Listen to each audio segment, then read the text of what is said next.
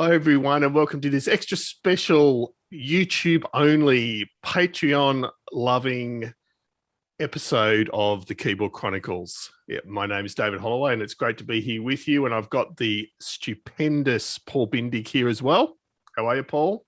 G'day, David. I'm fantastic. Thank you. Excellent. Lovely to be here. So we just thought, look, Paul and I, we don't have much to do. We basically live for this podcast. We don't do anything else in our day lives. And so we thought, why don't we just jump on a quick extra video and put into practice something we put our guests through. So as our regular viewers and listeners all know, we ask our guests, only probably for the last 3 or 4 episodes, Paul, but it's now a regular part of the show. Call Quickfire 10. Where we ask 10 quickfire questions. And we thought, well, we should just for a bit of fun, ask each other those questions. So that's what it is, Paul, isn't it? Yeah, and no preparation. So we literally haven't even, we just had this idea, let's do it. And you can tell that from my intro. No preparation whatsoever. No, well, preparation's for the insecure. Let's just go for it. Right. I don't even know if it's going to fall out of my mouth yet, David, when you ask these questions. But that's good. And we didn't even decide who's going to ask who first. So I'm just going to say, Paul, I'll ask you first. Oh, all right. No worries. This is preparation. We're nothing but professional here. All right. So the first one that we always ask, stereo, mono, Paul? Always stereo, because I run stereo effects. Yes. Sitting or standing? Standing, although, I'm not getting any younger, so I just wonder how much more life that's got left in it, but always has been standing my whole time, 30 years plus. Yeah, so you've never sat? Never, except when I was a kid learning to play piano. Yeah. But in terms of gigging out, never, ever, ever have I sat down. Wow, that's dedication. Keytars, sexy or an abomination? An abomination. There, I said it. And what is it specifically that makes it an abomination? Just again, this is my opinion, which, please, gentle listeners and viewers, feel free to disagree. I know you will. I just feel the role of the keyboard player is not to be out front carrying on like a pork chop. That's just my opinion. So, sorry, I'm getting into my questions, but I'll tend to say the same thing. And there are always exceptions to the rule. And I know that we said this when we recorded the episode.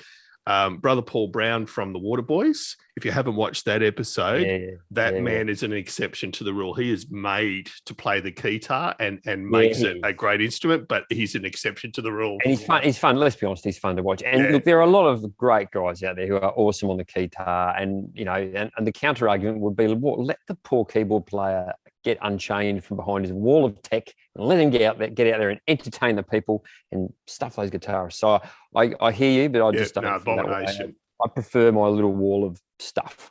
Yeah. Transpose button or adjust on the fly? Transpose button for the win. Absolutely. Yeah. No issues. Whatever gets the job done, David. Whatever gets the job done. I have a feeling we're going to have all the same answers. Extend or anything else? Okay, so anything else, I don't love X-stands, but I do use them regularly. And so I don't look hypocritical. The reason for that is, one, for a very light, non-piano action keyboard, I don't see any issue at all with them. 2, I do backline a lot of stands, and that's what you tend to get. And so I use them, but I don't. For a weighted keyboard, it wouldn't be my preference. Last gig you attended as an audience member? Oh, don't you love our preparation? Because I'm thinking, shit, what is my last one too? It would have been one of the local tribute acts here in Adelaide. Okay. You know what it was? My good friends from the Faith No More tribute that I play in. Oh, yep. We're called The Real Thing. There's just a little free plug for them.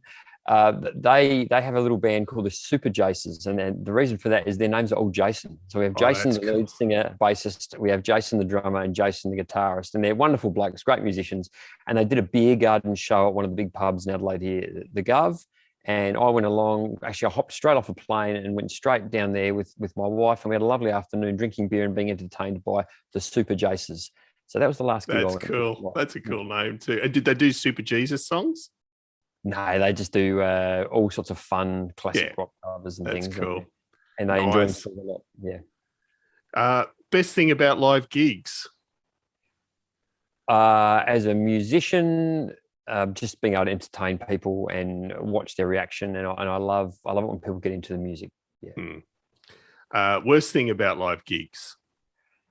Packing up, setting up, all the logistics that goes behind it. Yeah, no, great one. Name one thing you'd like to see invented that would make your life as a keyboard player easier.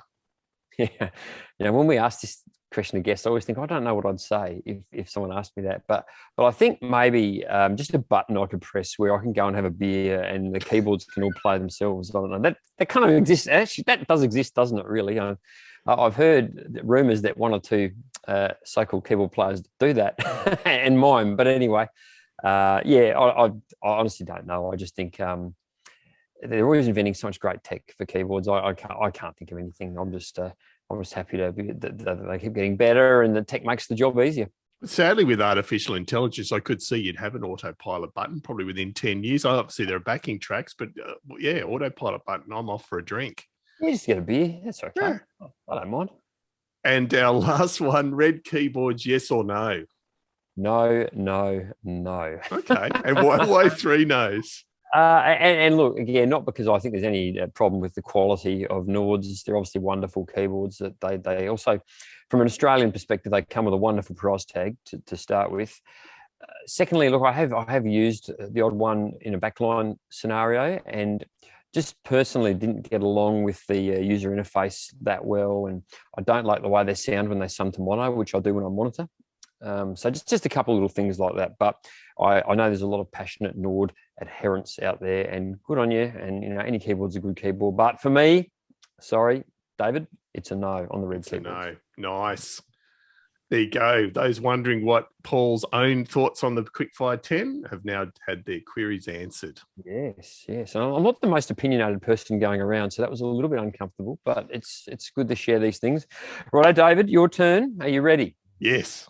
I feel like this hasn't been fair because, you kind of have asked the questions and you've had time to think about it. Well, and it's also not fair because most people won't watch it because most people drop out of YouTube videos halfway through, so they're only going to see yours. So I'm laughing.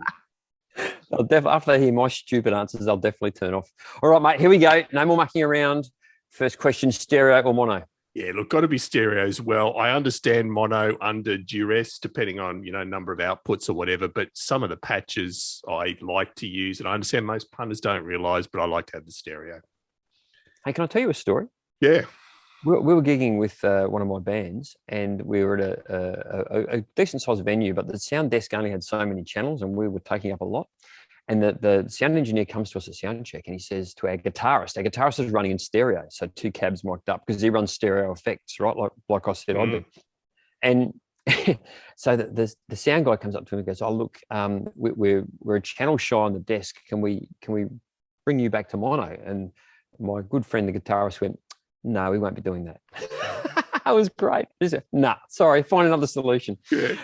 Very good. So you're another stereo adherent, Got to be stereo, unless you've got no. I don't have an issue, at a tight pub gig and there's not a lot of outputs or it's a quick setup, just going, left mono only. But yeah, prefer stereo.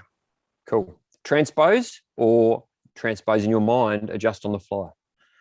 Oh, you're mixing them up. All right. Yeah. So, no, I do not have the technical skill to adjust on the fly. If it was something like, going from E to G or C or something, I probably could do it on the fly, no problems, but I'm not technically competent enough to do anything but the transpose key. Can I ask you a supplementary? Have you ever had a transpose button related disaster? Yes. But the band I'm currently in still bag me out about it. So playing a well-known Australian song, New Zealand, you could argue, Rain by Dragon. Cool song. Got a new keyboard, forgot that the band had chosen months ago to not play it in the original key. I've always known it in the original key, but transposed it, I think it was up for them. And song starts and I'm playing in the wrong key. And the drummer's looking at me going, something doesn't sound right. And I'm looking back at him going, it's not me. And then it takes me about another 20 seconds to realize it was in fact me. So yes, not good. And I still argue their lack of ability to play it in the original key is the problem, not me. Yeah, so it really wasn't your fault. No, exactly. Yes, it's fraught with danger, the transpose button. There's no doubt about that. The last gig you attended as an audience member. So there's this band that I adore, even though some of the members are a little bit on the nose. They're called Echoes of Pink Floyd.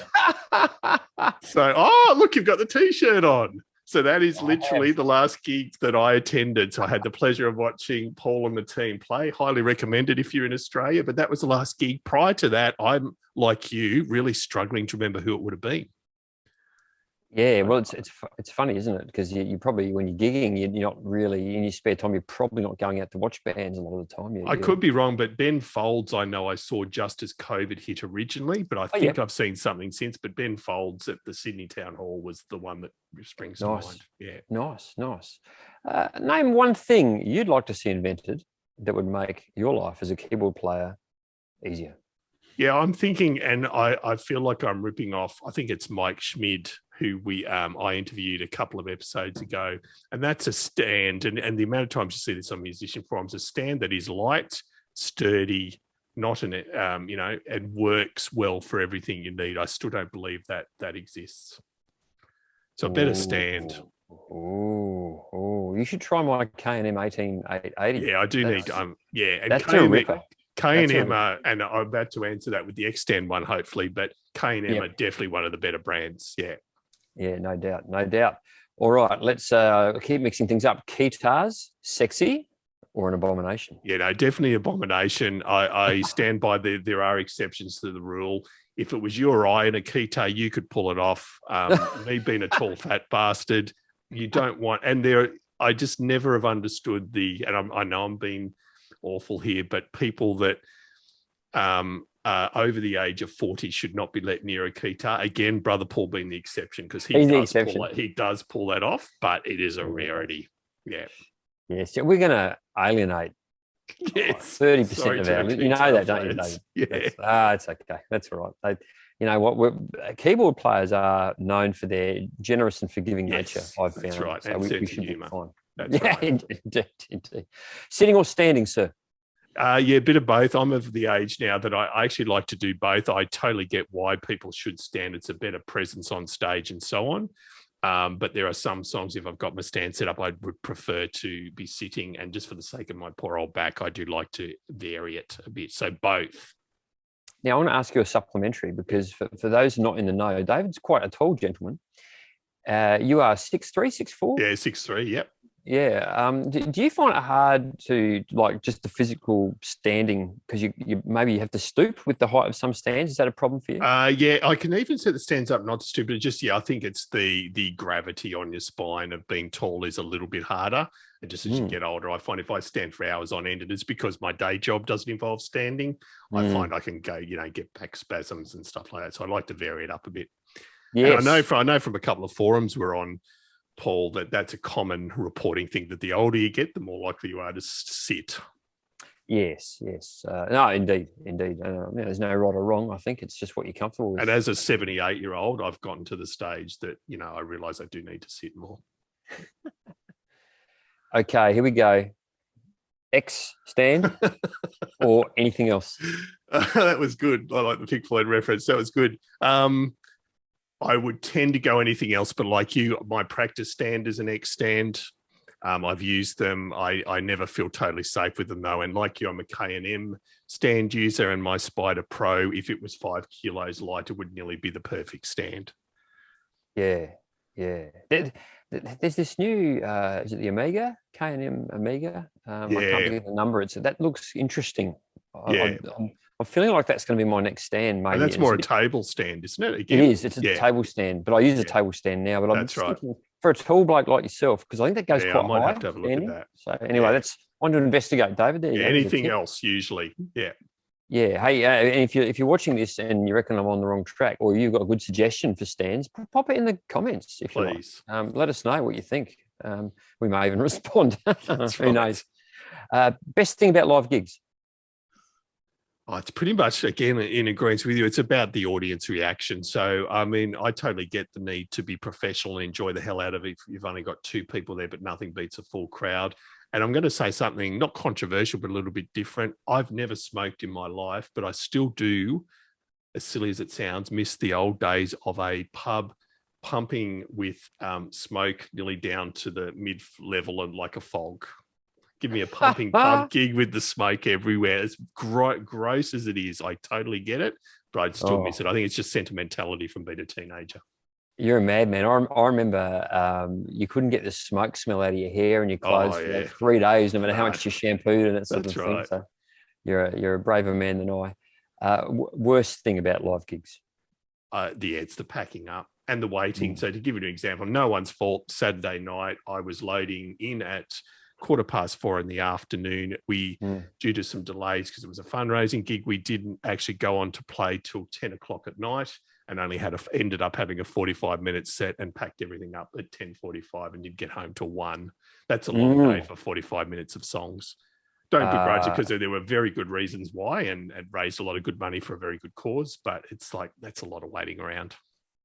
Yeah, look, it is. And I think you're right. That's a bit of a problem, isn't it? Playing live, you sometimes encounter either technical issues or unexpected things. And yes, it's the life of a musician's funny, isn't it? You spend a lot of time rehearsing, waiting around, practicing, traveling. I can see why drugs, like you can see why the 60s, 70s in particular, you can see why drugs came into the equation.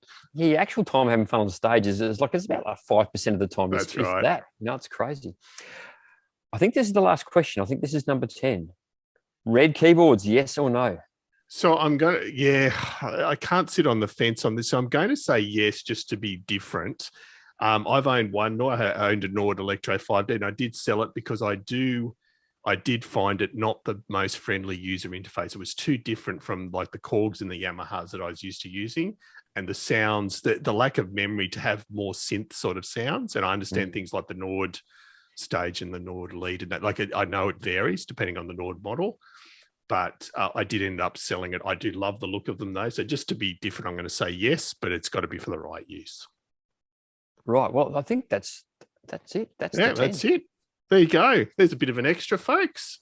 So I hope you enjoy that. We've got what have we got, Paul? We've got one other episode in the can with more coming up. We've got some really I'm not even going to mention it publicly because I don't want to jinx it, but we've got a couple of guests coming up that are real gets that I'm very excited about, but I won't believe it until I've hit that record button.